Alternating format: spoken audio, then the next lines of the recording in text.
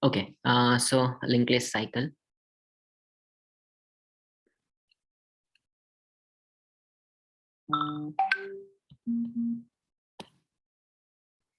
Uh, uh, are you able to see my screen? Yeah, yes. Okay, okay. So let's read through the problem first. Given head, the head of a linked list determine if the linked list has a cycle in it. So most of the linked lists basically are represented with just a head, and we need to check what are the other chained elements in the linked list. There is a cycle in linked list if there is some node in the list that can be reached again by continuously following the next pointer. Internally, pos is used to denote the index of the node that tells next pointer is connected to. So basically, they are just giving this pos for a reference that where exactly the cycle part is connected or not. Just to refer to that, they are giving this pos as an index of that particular node where the cycle is connected and where the tells next pointer is connected to. Internally, pos is used to denote the index of node that tells next pointer is connected to. Note that pos is not passed as parameter. So basically, it is just for our reference in this question, in this example, and it is not necessary to compute if the linked list has cycle or not, but just for the reference. And it says return true if there is a cycle in the linked list, otherwise return false. Yeah, so basically, if you can see here, uh, all the linked list nodes are connected, but if the fourth one, if the tel is connected to any of the nodes in between the linked list, then we can say that after entering this part of the linked list, we will be traversing over a circular way, and after the fourth, after the -4, we will be reaching to 2.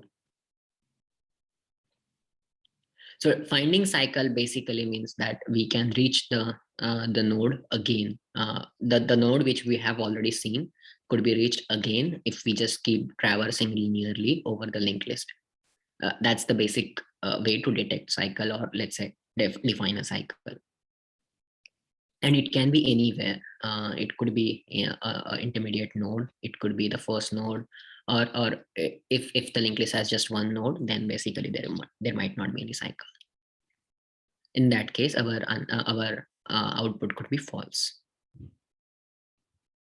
So talking about constraint, they are saying that the least is in the range of 0 to 10 to the power 4. So basically number of node base or length of the linked list could be 0 to 10 to the power 4.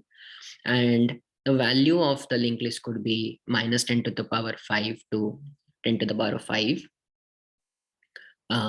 So the value is basically the node's value. And then position is -1 or valid index in the linked list. So if it is -1, that means it is not, it doesn't have any cycle, or if it is connected to any valid index, then pos will have the value of that valid index. Yeah. So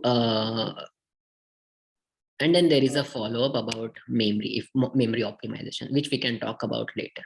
Yeah. So first thing is just to just focus on, don't worry about the optimize and unoptimize approach or something like that. Just focus on how we can check whether the node could be reached twice or not. That should actually help us to go through this problem. So let's take 7 to 8 minutes. Uh, Maybe we can discuss this again at 10:42.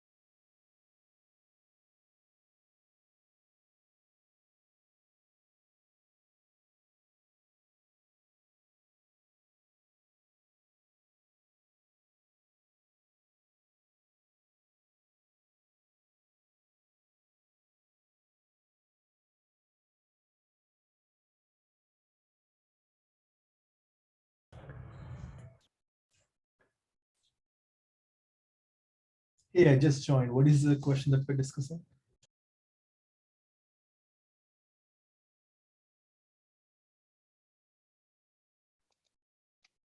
Yeah, we are discussing that linked list cycle, but I'll get you the post the link soon.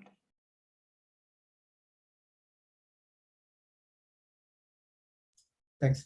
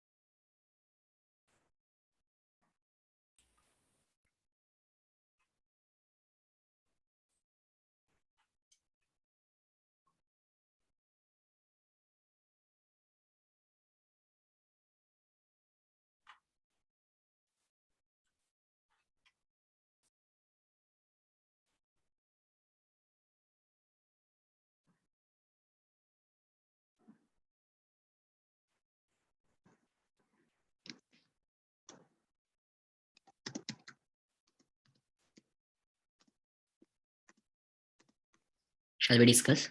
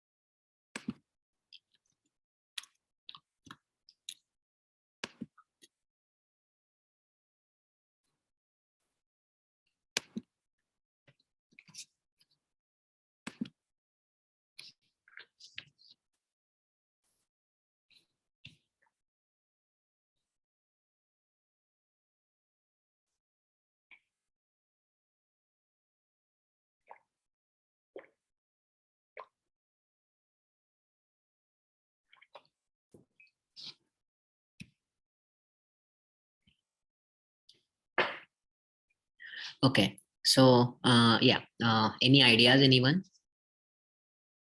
So there are two things to look at this problem. So one is slow and fast pointer. If you are aware about that, that's one way. Another thing is, can we think in basic terms, uh, even without slow fast pointer? For someone who has not read about slow fast pointer, or who has not ever come across slow fast pointer, in case Maybe hash map will work, right? Like just remember the node, and when you find the same node again, then that's available already for you. So you return to it. exactly, that's what I was pointing towards. So so first thought that should come in our mind should not be slow and fast pointer, but it should be hash map, because it's a basic way of saving any element. And if we are able to look up that element again, or let's say if we spot that element again, uh, we can very well validate that by making a lookup in our hash map. And if that's the case, then we can easily say that there is a cycle. So since we are discussing two pointers, slow and fast pointer comes in that context. So the basic idea behind slow and fast pointer is, let me draw here. Yeah.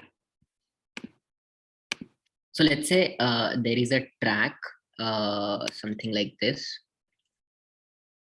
And let's say there are two players running over the track.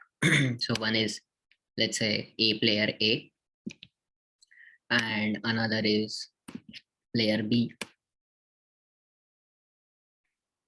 So let's say player A is faster. So if the player, let's say player A is two times that of player is running with two times speed that of the player B. So whenever player A will cover half the distance, player B might have covered quarter distance. Similarly, whenever player A will have covered the whole loop, at that time player A might have reached somewhere in the middle, like this. But after covering the whole loop, player A will need to go for the second lap. And in that case, whenever player A is about to cover half the distance, oh my bad. Whenever player A is about to cover another maybe 3/4 of a distance, at that time, probably somewhere uh, this guy might have also reached at some point over here. So yeah, so this so somewhere ahead of 3/4 of a track, player B will be able to find player A will be able to find player B. So just because he's running fast, So a basic way of thinking in terms of two pointer is player A is one pointer, player 2 is another pointer. They are just running over the linked list. And if they meet somewhere, it could be anywhere. Basically, we are not caring about where exactly they meet. But if they meet somewhere, that means there is a cycle, just like the track analogy. So somehow we just need to run up any of the pointers over the linked list. That's all. So we just need to run over the linked list and need to check if the values at both of the pointers are same. So initially, of course, they're gonna be same for the first time, but from the second iteration, it should be if they meet somewhere, then there should be a cycle. So this is the Floyd's cycle detection algorithm, also called as hare and tortoise problem. But for that, we should first think about what a cycle means. So as someone said, if we are thinking about hash map, if we can use hash map, then we can put each of the node into a hash map, and whenever we come across any other node which is already there in hash map, we can say that there is a cycle because we landed up onto the same node twice. We can also avoid hash map. We can just use a hash set here. Simple set is also fine. Exactly. Yes. Hash set or hash map. Yeah. Hash set is a better idea. Yep. So the only downside with that is we are storing all the elements. Memory. Yeah, that's the memory part, and that's why these guys have mentioned that can you solve it in O of 1 memory. So in terms of, let's say, runtime, definitely the hash map one or using the memory will have lesser runtime, most probably O of n itself. This could be like slow and fast pointer could be slightly more than O of n, but it is still be linear order and not any quadratic or more than linear order. But just that we are not using any memory. That's why it will take, let's say, more cycles for the fast pointer to reach back again at the slow pointer.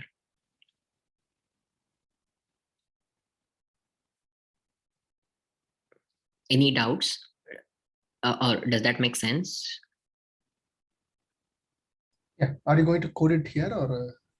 Yeah. So I have just completed the solution right away. So yeah. So for those who don't understand Python, please let me know. I can explain the syntax. Yeah. So we are passing ahead basically for the function. I created two pointers, one slow and one fast. Just keep a temporary pointer, which is not necessary, but yeah. So slow and fast will be just running over the linked list. Slow is just going ahead. Slow equals to slow next. Fast equals to fast next. So with every iteration, fast takes 2 jumps, and with every iteration, slow takes just 1 jump. That's all we can say in terms of slow and fast pointer. And then if at any point slow matches with the fast, that means we have found a cycle and we can return true from there. And until fast reaches to the end, wherever the end is, if it reaches the end and we are still not able to chase the slow pointer, that means we can very well return false. Or the very fact that fast has reached none, that means the tel's next pointer is connected to none instead of any other node. So if that happens, the while loop will stop and we can simply return false.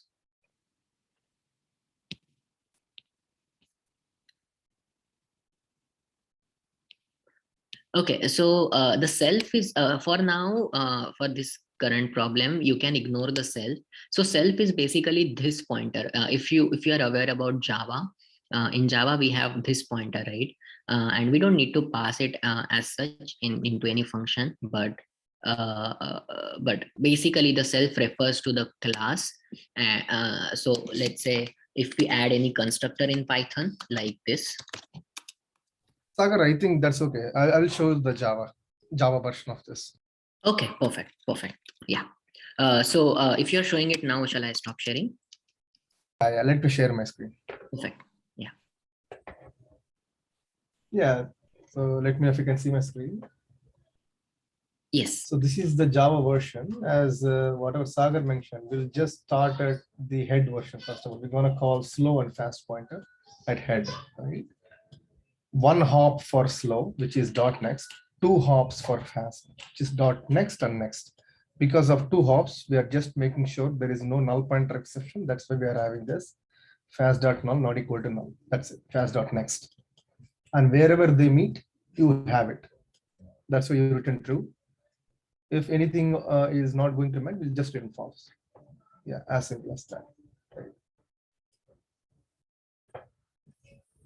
That makes sense, I believe.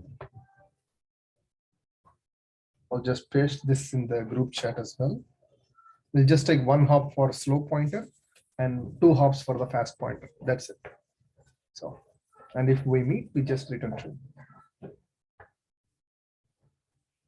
All right.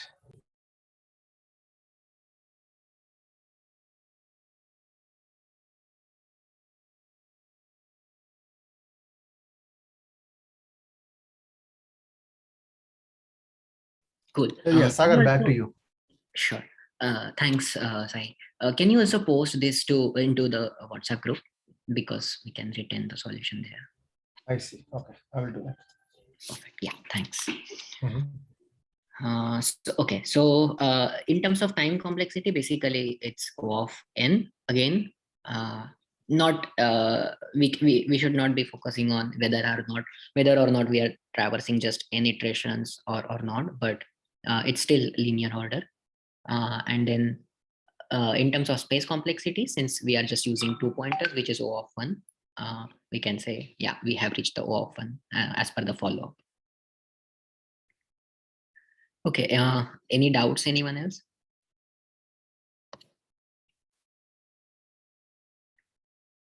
Okay, shall we move on to the next problem, Deva? Or I guess if it is Vinay. So Yeah. I have one, like, it's not doubt, but just a question. Like, in interview, if they ask like the proof of this fast and slow pointer, why they are meeting every time? I mean, does anyone face this kind of question anytime? Yeah, Like yeah, how? they will surely ask this, and the explanation for this pointer, this problem should not be starting with just writing the code or just telling them slow and fast pointer, but it should be if let's say if you start with hash map approach, you are just telling them the first thing that if you find out that the current node that you are at is visited previously, then it's a cycle. That's the first point. The second point is he might ask you to optimize on memory at that point of time. So you can say you can refer to the running track analogy that I just mentioned. So in that we will be just explaining him in plain terms of a fast runner and a slow runner, and how they will be able to meet. So if you explain it that way, you're not referring to slow and fast pointer anywhere, right? So the proof as such is like, yeah, there exists a proof. I guess in that case we have to traverse over the linked list twice, and then we also try to find out where exactly are they meeting. There are certain variations to this problem as well. Maybe Yeah. we will be able to cover them in follow up, or maybe in next couple of session. Okay, let me add the linked list cycle too in next sessions. Maybe like some problem like find the point where they are meeting. So something like that Exactly, will be the like. exactly. So there is actually right now I have not revised that part, but maybe in next session I will try to explain that part. If anyone else knows, or if anyone else wants to go ahead with the explanation of where exactly the meeting point is, and the proof of slow and fast pointer meeting at a particular position, then please feel free to chime in, or else maybe next session I will try to explain that. So I'm just curious, why do you think the interviewer will ask you for a proof here? Because at some point, right, those will definitely meet, right? Like, I'm just curious, like, why you think that interviewer might ask you to do that? So first of all, just a basic thought process on that I'm thinking about it. This is an easy problem. The interviewer won't stop with just this particular solution. He will definitely have a follow-up with this. And if he's gonna follow up with the linked list cycle 2, if you can see, let me share the screen. Okay, so there is a follow-up to this question, which is linked list cycle 2, and which asks us to find out where exactly are they meeting. So what is the index at which they are meeting, or what is the index where the cycle is connected. So to come up with this follow-up, he might need us to talk in detail about how exactly the slow and fast pointer are reaching or a meeting, because if that's not the case, then you already know the solution for this problem. So it's not that you are thinking and coming up with your approach methodically. So yeah, so for this problem, I know the solution, but I will not be able to prove that. So that is the thing that I think proof is required for this. I So agree. the answer for this is we have to find the point where it is meeting, and once we make there, then we have to start from the start index and that point, and That then point. we should traverse again. Yes. And that at any point of time we will meet it again, and that will be the point of intersection. Yeah. But So for basically, this let to me be suggest explained, you we one need thing here. Let me suggest you one thing here, Satish. So basically, this is a easy problem, right? Interviewer will definitely hardly will give you like 10 minutes for this, not even that, right? And if they ask you this question, they will definitely have in mind that they want to cover at least 2 questions. Okay. makes sense. So they won't be asking you to prove this, just leave that, because they don't have time to do that, because they want to test your skills. Now you have a knowledge on this, then they'll just go to an extension of this, or they will go to a completely different topic. Got it. Right. Got it. Thanks, Sai. yes, I totally agree with you, but just that I have encountered it in a way like whenever they ask linked list cycle 1, they just don't stop with cycle 1. They are definitely gonna be asking about linked list cycle 2 as well. Just cycle because, 2 is also, if you see, right, cycle 2 is also the same thing. You just write the same code. Instead of return true, you just return slow pointer. That's it. Right. Yes. And basically, so one of the thing that I feel is, will it be if we just write the code and just tell them that maybe to find exact position, we will be starting from the start node and the point where we where the slow and fast pointer meet. My doubt is he will definitely be able to figure out that we already know the solution, right? Yeah, that's fine. Yeah, let's say if you want the index, you mean like an index like 0, 1, 2 index, or are you talking about this? This is a linked list, so there won't be index here, right? So it's We're like a talking node. about, No, okay, just No, the we have to node, return. We have to return Right, the 2 so- over here. Yeah, correct. That's one thing. Let's say if they ask you an index, can someone come up with an approach to return the index? Because I can see it is at the 0, 1 first index. Can you return an index at 1 with your current code? Can you do that? No. So Right. with the first one, it's not possible. We need so this is just about one iteration over the linked list, but we need 2 iterations. So the reason we need 2 iteration is the proof that Satish is talking about. Why exactly we need another iteration to figure out the exact point. Right. How about like you changing the structure of the list node? here you have a value and then the next pointer. Can you add one more pointer there saying that an int 1 and then you keep on increasing the index? Even Then if you we got do the- that, it doesn't guarantee that we will be meeting at the let's say in this case we will be meeting at the location 2. It doesn't guarantee. They could, the slow and fast pointer could be meeting at 0, they could be meeting at -4, or if there are more nodes here, No, they no, could what be I'm saying meeting is, right, if you change the structure of the list node, right, Okay. every structure of the list node right now, it has only value, which is 3, and then the address, right? Add one more here, one more index I Mhm, inside the structure of that list node, mhm. right? So instead of you returning a slow pointer, you will just return the index of that slow pointer, or value of the slow pointer, or address of the slow pointer. So Right. we have That is, everything with you. yeah, that's correct. But it will not guarantee that we are intersecting at that point. Slow pointer will not be the point where every time the linked list will intersect. Oh, you're talking about intersect. Yeah. Yeah. So we are supposed, so yeah, the follow-up is we are supposed to find where exactly the cycle is connected back. So in Okay. this case, it is 2, in this case, it is 1. And if you see this example, it could be anywhere. Oh, okay. Yeah. So it could be anywhere.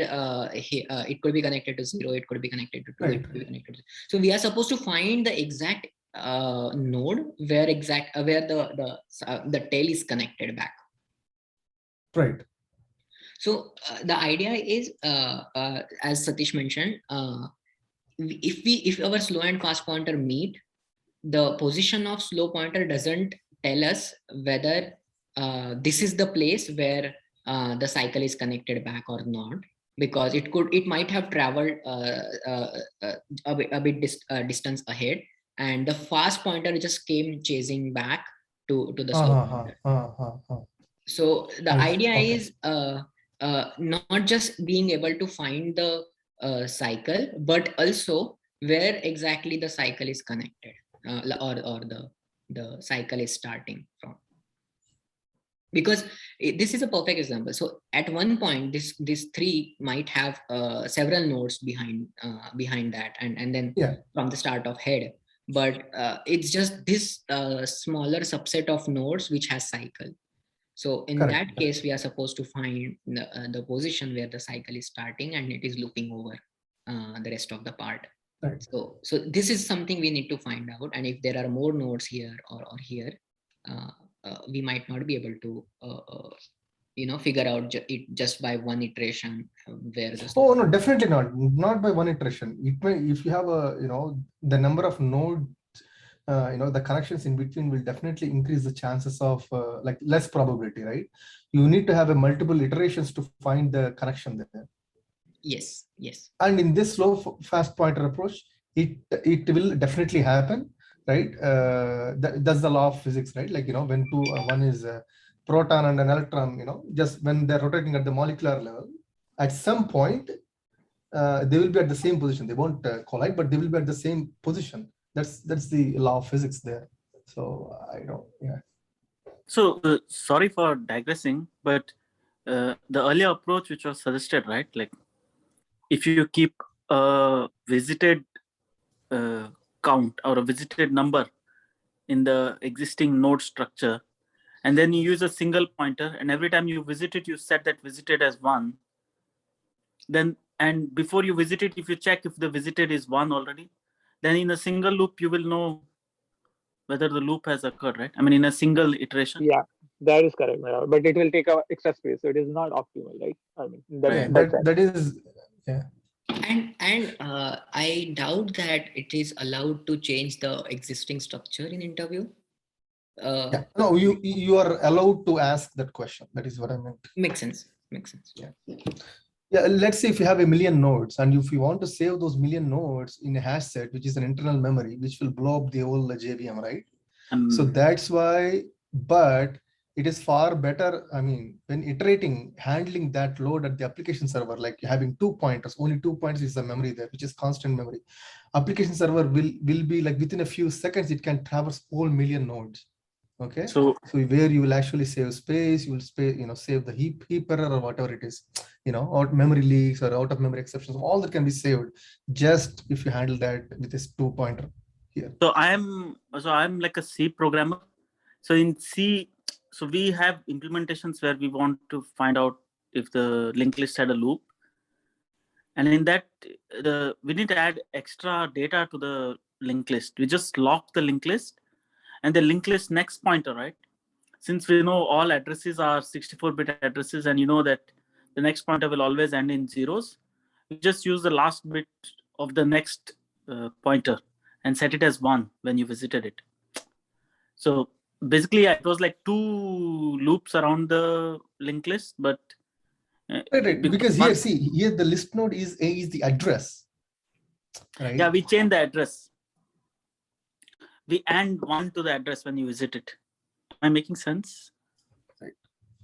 I'm still thinking. So you're saying like the last 2-bit of the address you're trying to save in a memory. No, you change the address in the structure itself.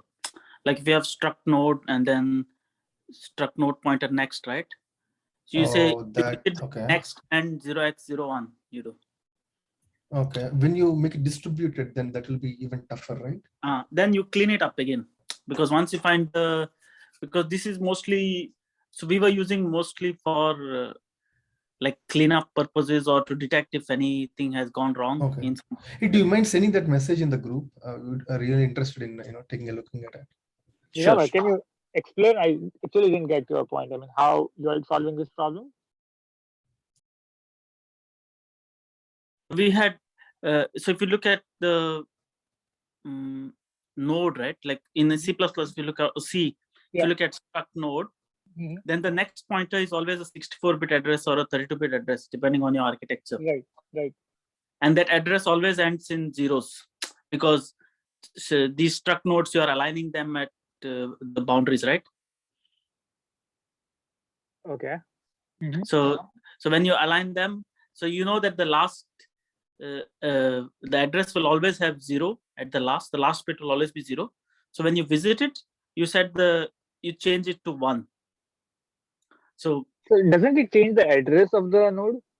Yeah, but next time when you want to access, you make sure that you set it, make it 0 and then use it. Yes. Oh, I don't know if that is actually feasible, changing the address of that, Yeah, I think what it's if not possible in that Java. address is invalid, and what if that there is some other object which is already using that specific I'm not address. familiar with Java, so okay, I see. I think in Java and Python it's not possible because we don't have access to the address. But yeah, it's kind of a trick in C, we can say. C++. Yeah. I guess this was the main reason they removed pointers from Java, because that could possibly create memory leaks. Right? Yeah.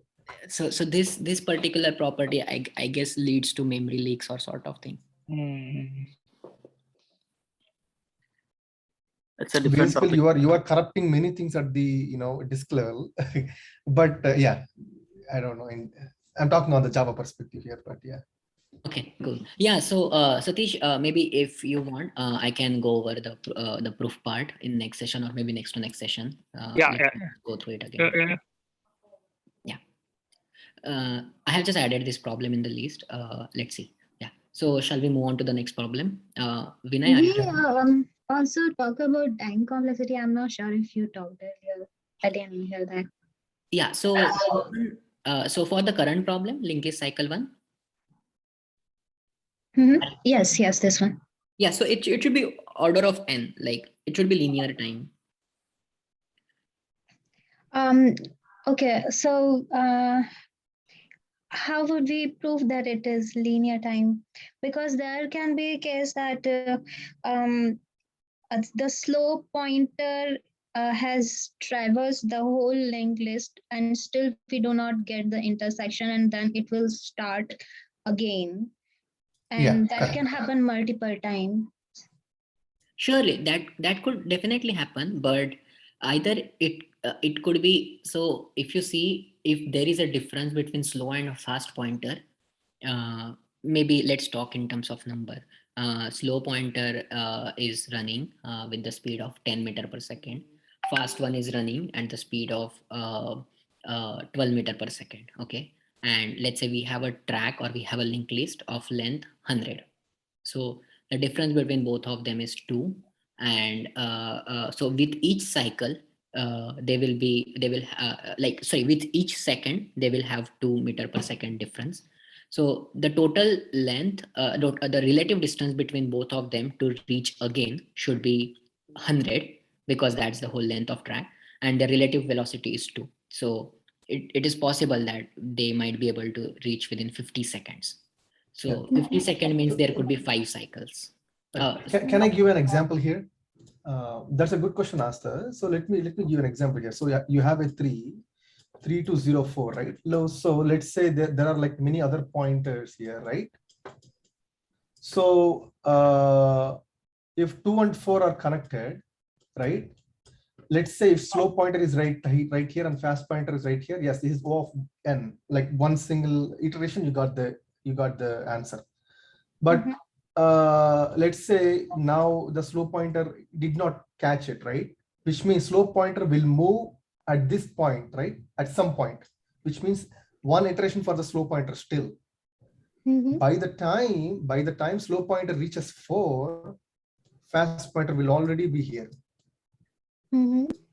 Right? Which is, when you talk about it, kind of a sliding window. I know it is no n square, but by the time slow pointer reaches the other end of the list, by 4 here, the fast pointer will be right here. That is the proof. They're saying that 99%, 99, like whatever the 4 nines or whatever, is the proof where this can be done within O of n time.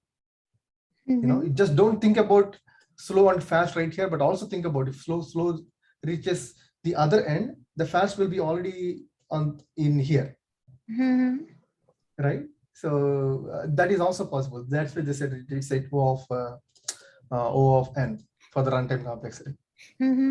But still, that is not the worst case complexity, right? In worst case, it can be even order of n square or more.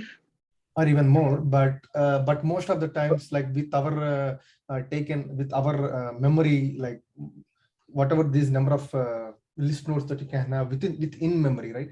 A million or even less, you can still say with our memory constraints and with our number of list nodes that you can set it up in your memory, right? With that number, you can still achieve that involve n complexity. That is what it says. Yeah. Okay. So Asa, once we see that proof that they are proving that in next 2n or 3n cycle we will be able to reach no matter what is the size of the cycle. For that we need to go through the proof. There is actually a standard algorithm that this whole 2-pointer technique is based on. It uses pi and all that. It's actually a formula. I remember seeing it in YouTube sometime. But yeah, like the previous person was saying, you can max catch it in like 2, 3. It also depends on where your cycle is. I'm like thinking of a worst case scenario where like if you have like 1,000,000 nodes and the 1,000th node is connected back to the first node. So that is a really worst case scenario, right? Where your last node is connected to the first node and takes a while before the slow catches up with the fast or the fast catches up with the slow. So, Swati, even in that case, we will still be able to reach in finite cycles, like not more than 3 to 4 cycles, or not more than 10 cycles, because we have one pointer which is slow and another which is fast, twice the slow, right? So the point it should the time it should take for the slow pointer for the fast pointer, by that time the slow might have reached somewhere in the middle. And if we apply the same thing again, then it should not be more than 2 to 3 cycles, that even if it is with 1,000,000 nodes, they will still be maintained. Because if the velocity, if the relative velocity, let's say right now we have slow with 1x speed and fast with 2x speed. If the relative velocity would not have been twice or like exact double of the slow, then there was a chance that it might take more cycles for them to reach. but the fact that one is 2 times the first one will definitely fetch us the answer within a couple of loops. Like, Yeah. Mhm.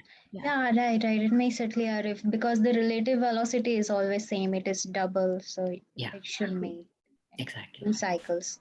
Yeah. So the video you mentioned, Swati, even I was going through that. So there are multiple videos with exactly the thing you mentioned, and that's what I understood when Satish mentioned about the proof. Maybe let's try to cover it in next session. Maybe we can have detailed discussion over there, and because I feel that there are so many things in hanging right now with this discussion. But after watching that video, it might be clear to us lot of it might clear a lot of doubts that we have right now. Sure. Yeah. If I'm not distracting, otherwise if it feels distracting, then maybe we can skip that, and I could share the video in chat as well. But just in case if many others have the doubt, we can go through it in session. Can you share in chat as well? Yeah, sure. We'll look through it. Yeah, definitely. Yeah. I share the link. I think it has a proof how it is working. The Stack Overflow one, right? Yeah. Okay, cool. Okay, so next problem.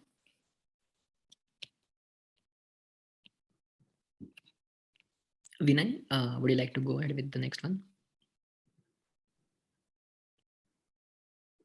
Yeah, I just shared the screen. Let me know when you can see it. Yeah, we could. Okay, so this problem talks about intersection of two singly linked lists. The linked list would go in one direction. It's not a doubly linked list here. Let's go through the description here. So what they say is, given the heads of two singly linked lists, head A, head B, return the node at which the two lists intersect. If they don't intersect, then return null. So how they treat intersection is, for example, if you have linked list A, which goes this way, and B, which goes this way, at some point, they're referencing the same node, then they kind of intersect at C1.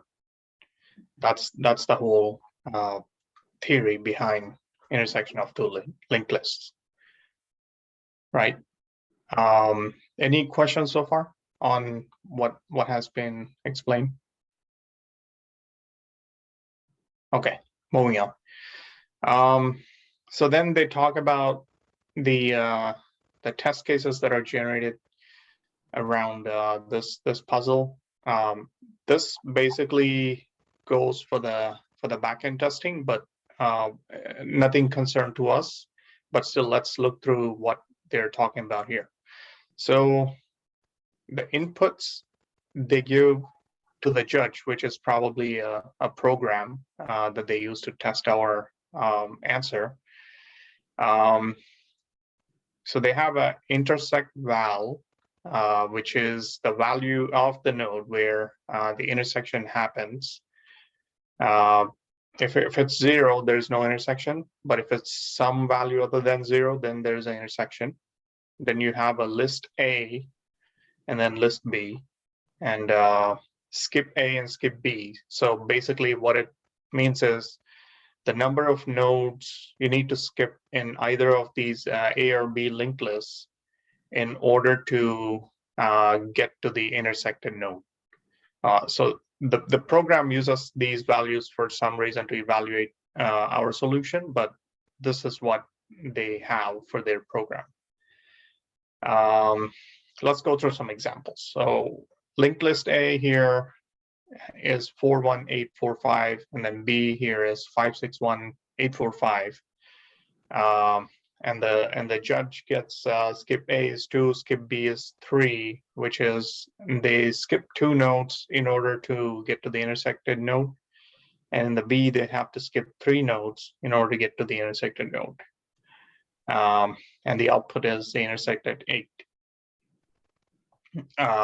Similarly, the second example, it's pretty self-explanatory. Basically, the A starts here and then B starts here.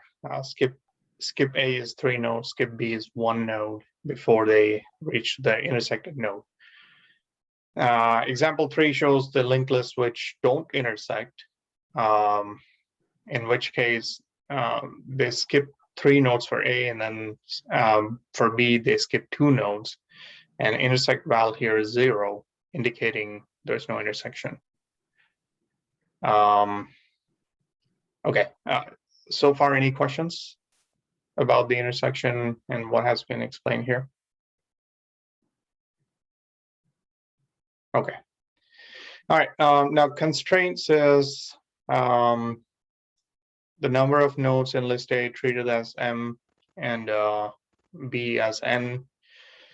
So the number of nodes will be between 1 and 3 times 10 to the power of 4. And the value can be between 1 and 10 power of 5. The skip A and skip B can go from 0 to M. And just like we explained before, intersect val can be 0 if list A and list B don't intersect. And finally, intersect val is where these two things intersect. So forget about the follow-up. Let's just focus on how do we solve this problem. Sagar, do I give some time for people to think about this? Yeah, maybe 10 minutes again. All right, yeah, okay.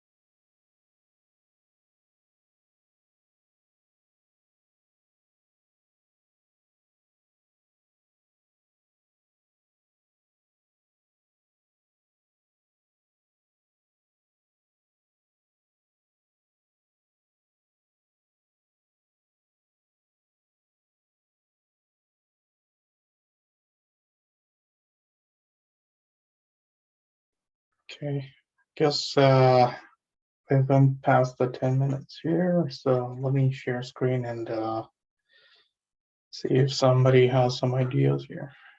Okay. All right. Any ideas like how we can do this? Yeah, using memory hash set, it will work. Okay, hash set. So for example, you would have a hash set and So You we would have- put all these elements into the hash set, okay, and then we'll go through the list B. We will see if it exists, then that's the intersection. right, fair enough. That's one approach. Yeah, That uses extra memory though. yeah. So basically, your hash set would grow to the size of at least one of these lists, correct? Yeah, max of A and B, or the worst memory. Right, right. Yeah, so hash set is one good approach. The initial idea I had was, oh, sorry.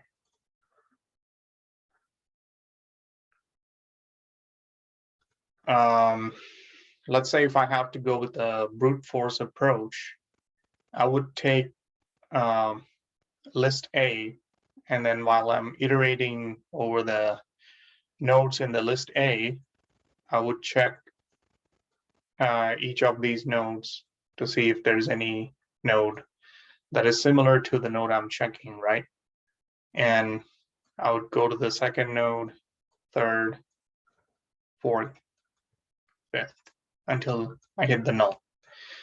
So at some point, the node should match because both of these lists are intersecting.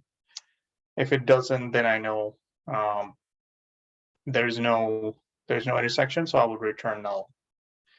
Now, the complexity of this approach would then be like order of m. Let's say we'll call this length as m and this is n, so order of m star n, right? Whereas I would be saving a little bit on the space complexity where I'm not using any extra memory, but the performance of the problem could be degraded because I'm iterating on all the nodes for each given node of one of these lists. Now, another approach which seemed to be more intuitive for me is, let's say I somehow figure out an equal starting point for both these lists. I don't know how to share the annotation here, but okay, yeah, this one. So if this list is starting at A1 and this list is starting at B2, and let's say my pointer is pointing to this and this, for example, then I could just iterate over these lists in parallel until we hit at the end of the list. Then at some point, if the node matches for both these lists, then I know that there's an intersection, right? The benefit for that would be like, I'm not using any extra space, and on top of it, I'm doing a linear scan for both of these lists. So I'm gaining advantage in both the performance and also the space complexity. I Right? have a question around that, Vinay. So how do you do that? Because How do I? How do you do that? Like, because A1.next and B2.next, if both are same, then that's what the intersection is. That's what you're saying, right? Yeah. So for example, if I don't know how to draw on the screen freehand. So Yeah, click on the annotate. Annotate, I can't see the annotate here, unfortunately. Oh yeah, I can see Maybe, it. Okay. maybe it should be if you just hover over your pointer to the top. Okay. It should be with the pan that for the mute and share screen. That. Yeah, so I'm kind of seeing like a draw. Don't go to the whiteboard. So it says there is a view options. If you hover to there is a view options where you have the screen size, fit to window, 100%. Request remote. Where do you request remote control? There is one more button after that, which is annotate. Okay, let me redo this again. I mean, But it has to be in the share screen, first of all. Yeah. okay, Now we click on the view option. There you go. I think you got it. cool. Yeah. All right. So what I'm trying to say is, like, let's say I somehow figure out the difference in length of these two lists, then I know I can skip some nodes of the lengthier list and then stop at a point where I know for sure that the length of these two lists will match. Because if they're intersecting at some point, after that, the number of nodes from here on for these two lists will be the same, right? So the length would pretty much be similar. So for example, 1, 2, 3, 4, 5, 1, 2, 3, 4, 5, right? And similarly, I don't know how to scroll now. So you're saying that you will find the size of the first list and then the second list. Yes. You'll pick whatever the minimum length is, and then you move into at the same position, even in the bigger list, so that you can skip the first ones. I see. That's correct. So it's like when you look at the figure, it becomes more intuitive, right? So let's say we start at some point like this. The length of these two lists will be similar, right? Then we can iterate simultaneously, and then at some point we know that they intersect, or if they don't intersect, they don't. But rest assured, we can be sure that we can iterate over these two lists and reach to the end point at the same time. So that was my initial thought on how we can solve this problem. Right. With that, what I did, so I computed the length of this linked list first, and then I computed the length of this linked list. Multiple iterations is needed for sure. Yeah. Yeah. So order of n, order of m. So complexity at that step while calculating the lengths would be like order of m plus n. Then I would do a difference based on which list is having a higher length. Then I would take that difference and then skip so many nodes on the lengthier list. Then I would start iterating till the end of the list and see if there's an intersection or not. Right? If there's no question on my approach, I can just quickly show the code. I mean, it takes a little longer to type out everything I did, but let's see. Okay. So yeah, I mean, basically I just check for any of the nulls and then return null, because it doesn't make sense to process this further. Then just like I discussed, I calculate the lengths for these two list A and list B, and then I compute the difference. And basically I just get the difference to see which one is longer. Then while so if A's length is greater than B, then I would iterate so many nodes on linked list A. Otherwise, I'll iterate so many nodes on linked list B.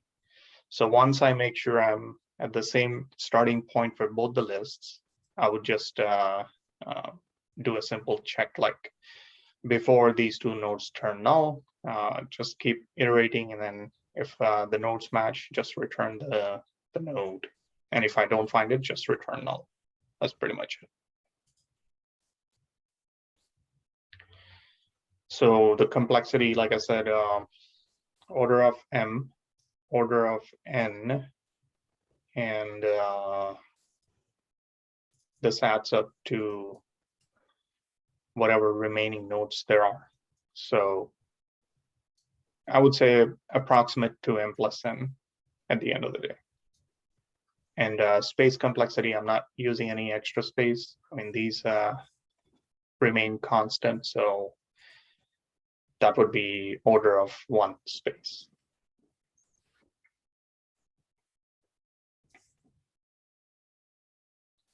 Any questions we can talk about this approach, or any improvements that you guys see over this?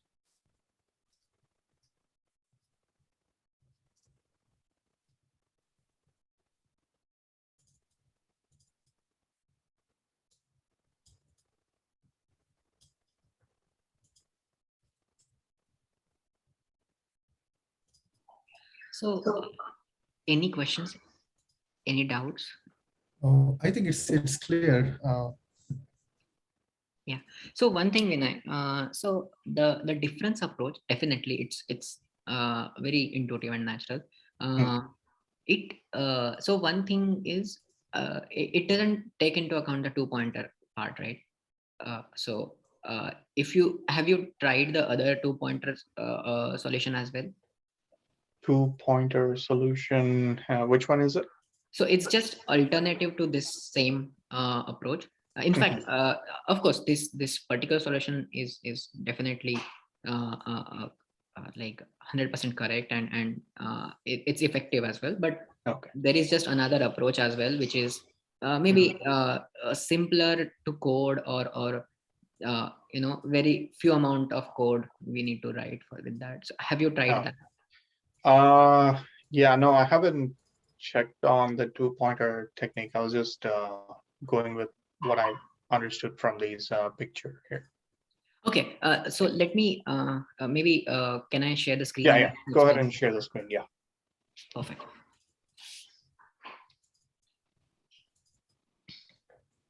Yeah, so if you see one other approach we can think about is these are the 2 linked lists, right? And for sure we know that they will be intersecting somewhere.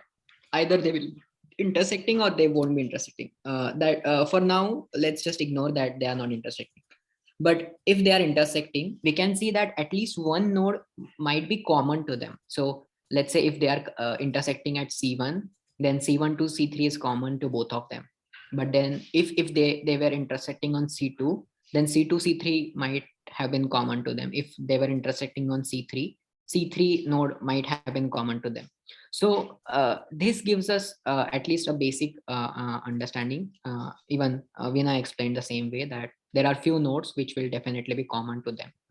And if we see, these nodes lie to the tail end of both of the linked list. So first few nodes are different in linked list A. First few nodes are different in linked list B, but the tail end of both are same up to certain nodes. So if we want to use this particular fact, then let's say if we write them adjacent to each other, both of the linked list. So I just wrote I started with linked list A. I just wrote it completely from A1 to C3, this one. And then after that, just right beside that, I started linked list B and wrote it completely. Similarly, if I do it in reverse way, I start with B. I wrote the complete linked list up to C3. And then I started with linked list A and I wrote it completely. So even with this, so earlier we know that the length of both of the linked lists might differ, as Vinay explained. So we might not be able to say if the element that we are tracking are from last 3 element or last 2 element in any of the linked list. We might not be able to tell it for surely, but if we write them, so this length will be length A plus length B, and even this one will be length A plus length B, or length B plus length A. That means now both of them have same length, and we just discussed that for last few elements should be common to both of them. So if we see, once we write them one beside the other, last, wherever we find the common element, that should be our point of intersection. So initially, let's say in terms of 2-pointer approach, we can start traversing over both of them this way. First hop, this pointer comes to A2. First hop, this pointer comes to B2. Second hop, this pointer comes to C1. Second hop, this pointer comes to B3. Then C2, C1, C3, C2. So once this particular linked list ends, the first one ends, or maybe when we reach to the null pointer of the first one, we are simply starting over the another one, the linked list B. So we can start from head of linked list B once we come to the null pointer of, or tail end of linked list A. Similarly, with the same hop, we will reach to C3, and same thing we can do with linked list B. Once we reach to the tail end of linked list B, we are starting with head of linked list A. So then this might have reached B2. So then A2, B3. And at this point, since now the distance traveled by both of the pointer are same, we might have reached to the same node because the end of both of the linked lists are common. So basically the length cover so far in both of them are same. So that's why we are ending up at last 3 nodes. So this is the 2-pointer approach I was talking about. Gotcha. Yeah, this looks, I think less number of lines of code would be involved in this, I think, because you're just combining both. Yeah, so basically just one loop and just traversing it in this manner and traversing it in this manner. Whenever our pointer matches, that's all. We have found the intersection point. Mm-hmm. I have one question: how it will handle when both the linked list are not intersecting? Okay, so if both the linked lists are not intersecting, then this will reach to the end, and this might also reach to the end, and we might not find any common. Okay. So, yeah, makes sense.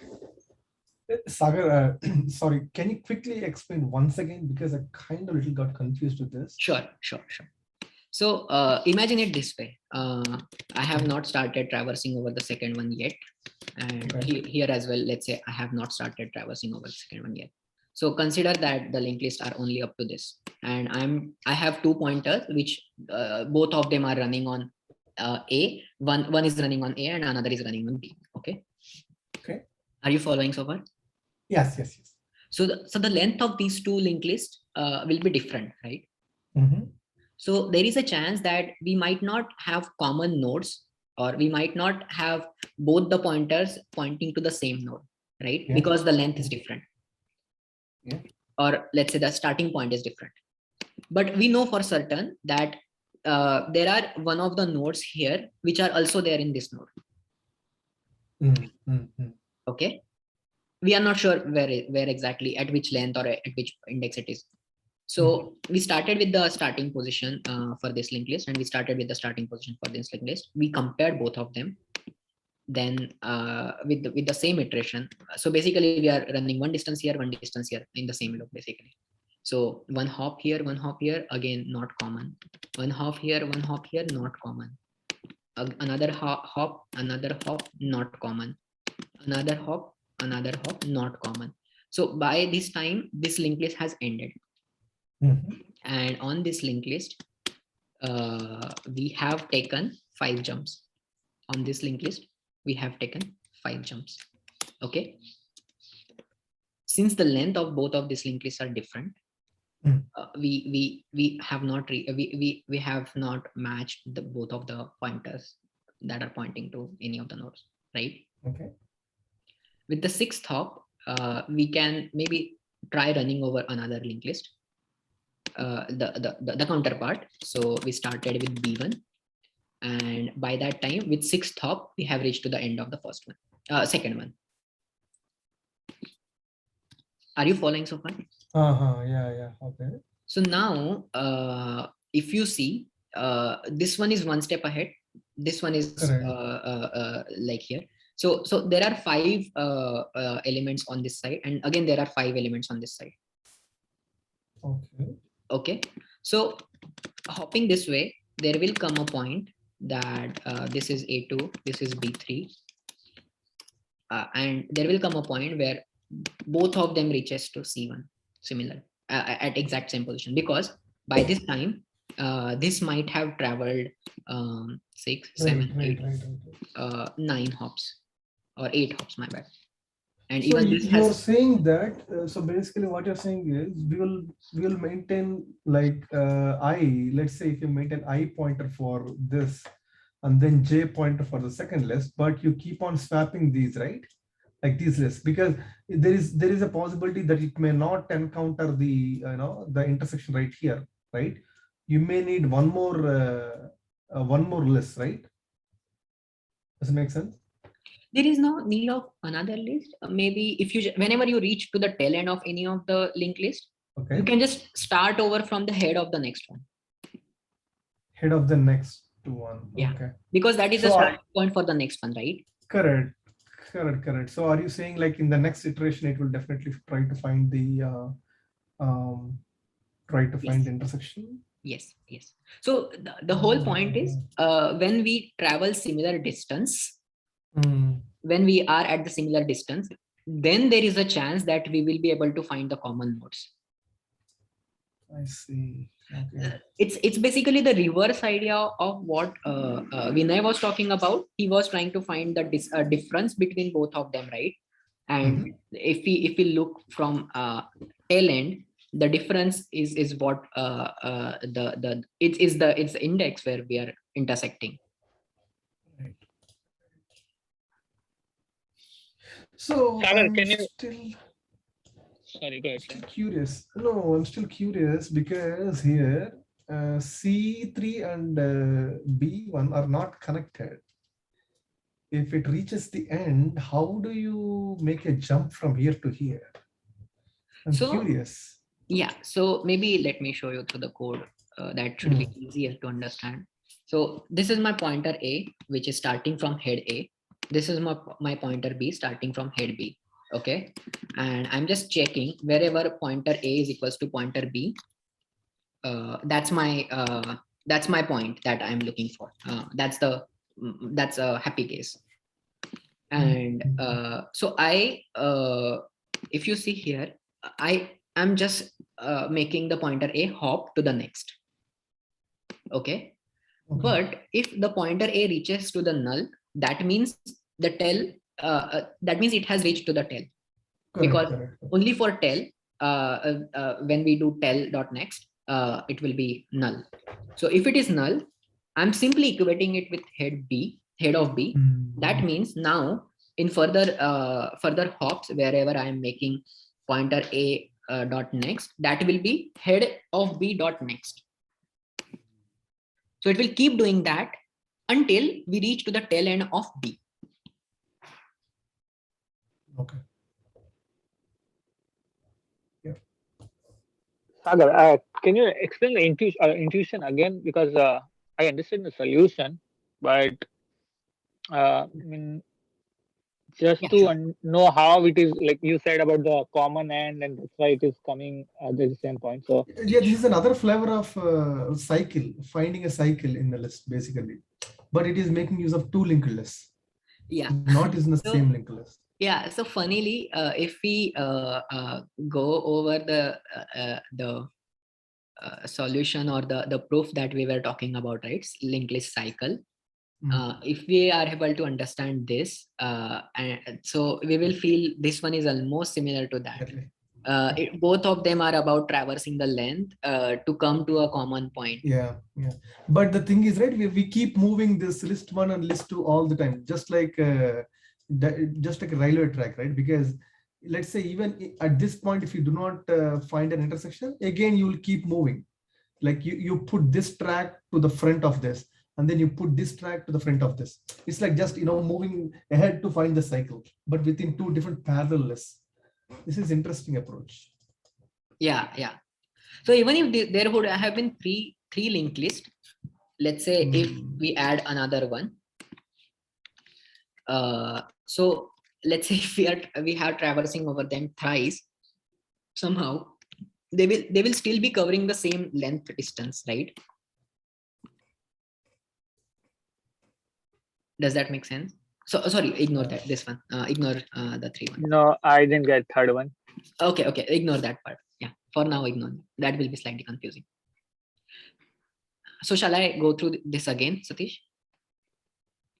I mean, just I got the solution, but just intuition wise, Yeah. you said, yeah. Yeah. So let's just focus on, traversing and comparing both the pointers and the nodes that they are pointing to. Okay. Yep. Or maybe let's add one more node here, C4, and let's say here as well, C4, something like this. Will it help? You tried it at the end again, right? I think it's the same. Okay. Now let's say maybe let's add B4 here. Okay. We have to add in the above list as well. Yes. Yeah. Does this make sense? Yeah. Okay. So let's say these are the 2 linked lists we have.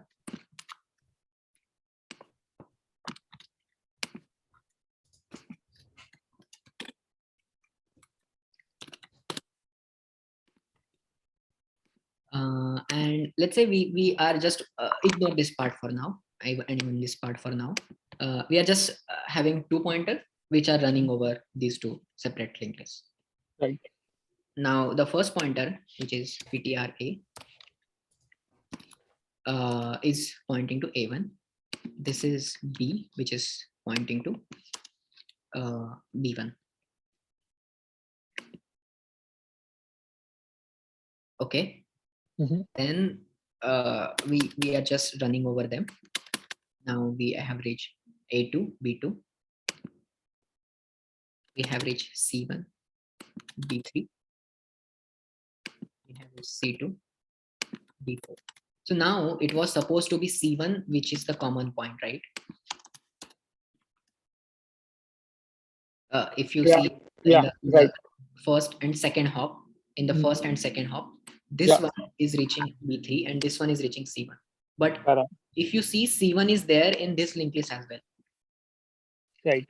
But this linked list being longer than this one, we are yet to reach to C1. Right. So that's why we are not able to find the common point C1. When the first one is pointing to C1, this one is not pointing to C1 because of the difference in the length. Okay. So somehow we have to make the distance traveled by both of the pointers same while reaching to C1. Right. Okay. So if we just name these ones like 1, 2, 3, 4, 5 like that, whenever we reach this C1, if you see now, there are 2 elements here, which were the 2 elements that we have traveled so far. And there are 4 elements here before C1, which were the 4 elements we have here. And this part being common to both of them. That means at this point, we have traveled the same distance with both of the pointer. So the moment we travel same distance by both of the pointer, at that time, if we find the match, then we have that intersection point. Okay, got it. So basically, this is just a different way of finding the common point. I mean, then previous approach we find the max, like the length of the one, length of the second. We just find the difference, and that where we came to the point where both are at the same distance from the common. So this is just another way of doing that. Yeah. Got it. So it's basically using the same idea, but instead of finding the difference, We are just Hmm. placing them side by side, which will give Right. us, which will easily give us the total distance traveled, and the difference is basically we are eliminating out of it because we have written both of them side by side. Correct. I got the idea. Yeah. Slightly intuitive, or slightly, I would say, trickier, but once we understand it this way, this is, this will give us a new understanding of two pointers, like how we can play with pointers pointing to multiple elements and then finding some common validation condition. If there are still doubts, let me know, I can explain it again.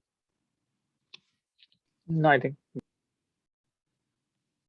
Cool. Yeah. Anyone else? Any doubts? Please feel free to chime in or feel free to ask the doubts. I know this is slightly trickier, but yeah, I can explain again if it needs, or whatever doubt you have.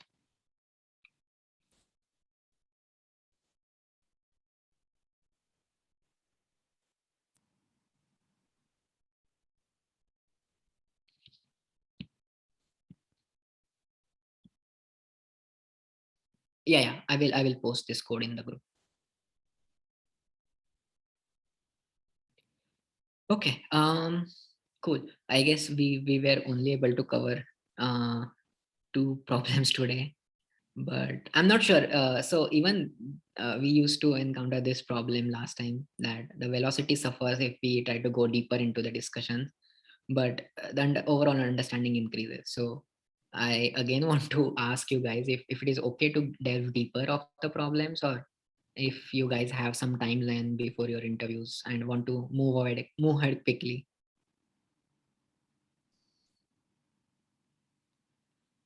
Maybe the people who used to attend previously may be able to better.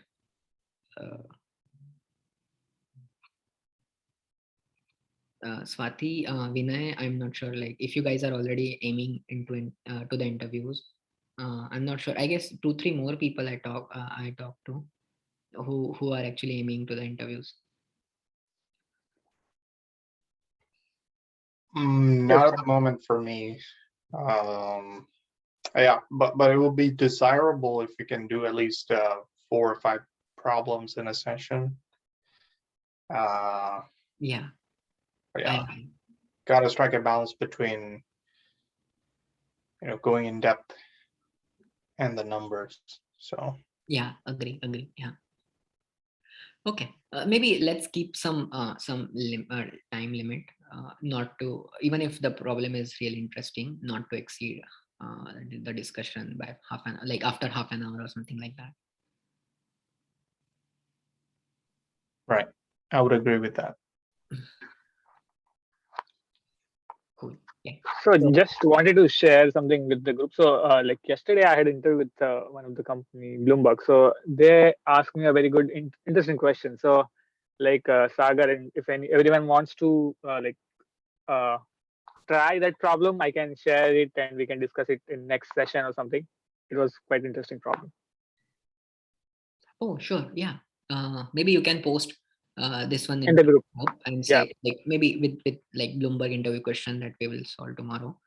Sure. Yeah. Sure. Bloomberg has, I guess, interesting questions. Yeah, I mean, I was not able to find the question on the internet, so it was May like I know which one is it? it's a like extension of parenthesis one, a balance parenthesis. Got it. Okay. So they started with the simple normal one parenthesis, then the 3 different parentheses, and then the complexity increase. Got it. Yeah, interesting. That's an interesting one again. And did they ask you to optimize on space as well? Like just using 3, like O of 1 space or something like that?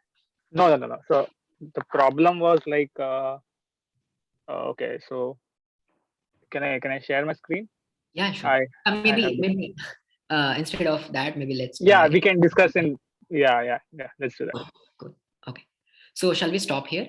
I will post this solution in the group.